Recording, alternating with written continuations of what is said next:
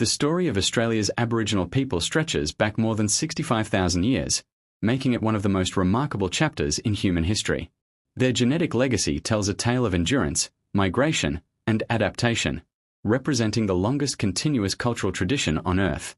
Modern genomic studies reveal a complex picture, one of daring sea journeys, regional diversification, and extraordinary cultural continuity.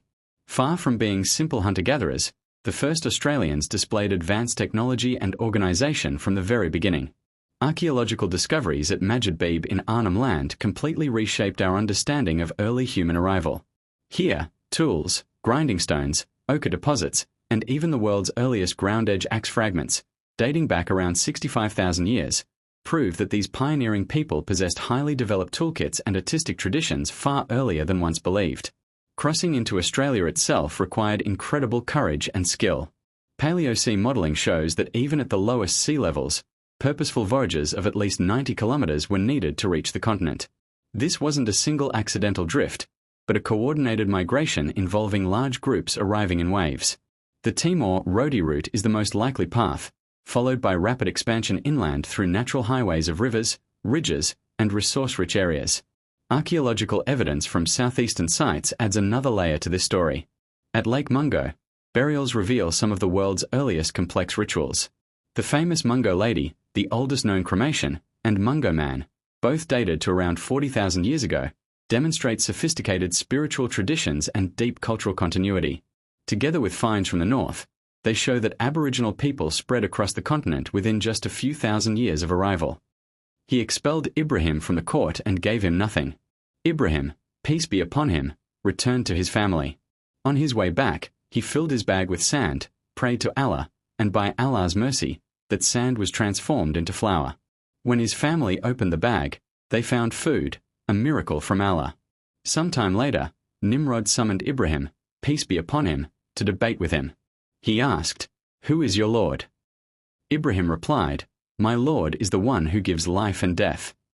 Arrogantly, Nimrod answered, "I too give life and death." He brought two prisoners, one guilty and one innocent.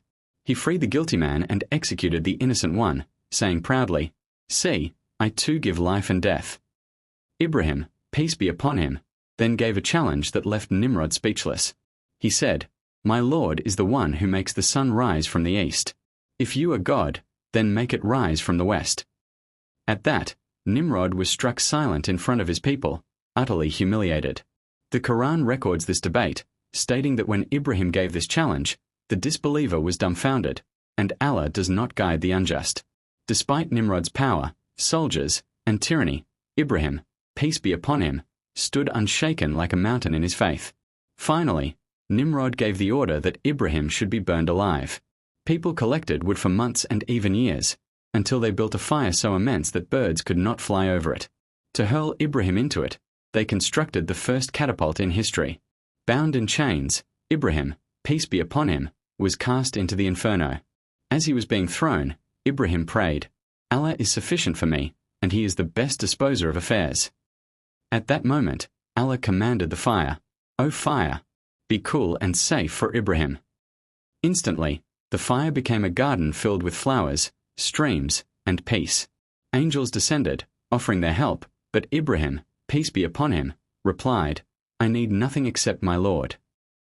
From his palace, Nimrod watched in disbelief. Before his very eyes, Ibrahim sat unharmed, surrounded by what looked like paradise itself. His plan had failed completely. And in the end, Nimrod himself was destroyed not by an army, not by fire, but by a tiny creature, a mosquito.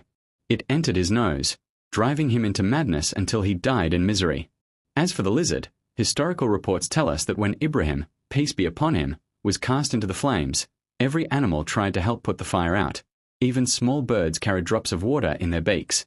But the lizard alone blew air into the fire to make it burn more fiercely. For this reason, Prophet Muhammad, peace be upon him, instructed believers to kill lizards. Frogs, however, were never to be harmed, because they tried to put the fire out.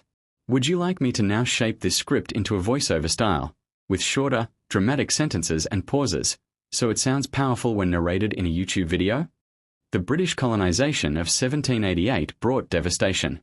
Epidemics like smallpox, to which Aboriginal people had no immunity, swept the land, causing population declines of up to 90% in some regions. Violence, dispossession, and forced removals compounded the catastrophe. Traditional lifeways were shattered, and forced assimilation policies, including the stolen generations, attempted to erase culture altogether. Yet despite these traumas, Aboriginal genetic and cultural heritage endures. Genomic studies still detect deep ancestral structures dating back to the Pleistocene, untouched by millennia of upheaval. Modern Aboriginal communities are now revitalizing languages, restoring land management practices, and reconnecting with ancestral knowledge, often integrating modern science with traditional wisdom. This story, spanning over 65,000 years, is not just one of survival but of triumph. Against every challenge, geographical, environmental, or colonial, Aboriginal Australians maintained one of the world's richest cultural tapestries, linking humanity's most ancient past with its living present. It remains one of the greatest achievements in human history.